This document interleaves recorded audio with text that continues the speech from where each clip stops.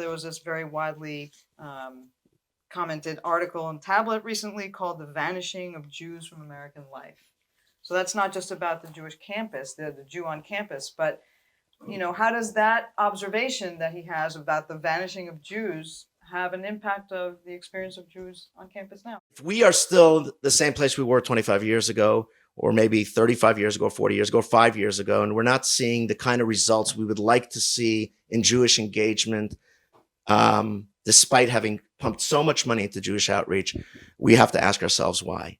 If you want Jewish outreach, but what's the agenda? What do you really want to do with Jews? Do you want to bring Jews closer to God?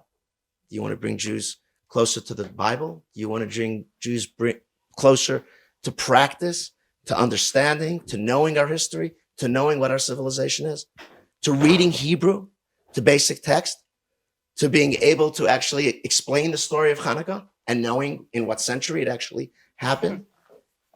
If you want to continue Jewish atheism, you've been very successful. You take kids to Israel, tens of thousands of them. You take them to Tel Aviv. They surf. They go to a couple of museums. They go to the nightclubs. They go to Masada. They hike. They trek. They raft. They go to good restaurants. They eat good food. They have a blast.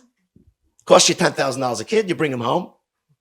I mean, do you think they're going to be running to a synagogue? I've seen searches where the best candidate emerges and is a white male Jew, and I'm told we can't hire that person.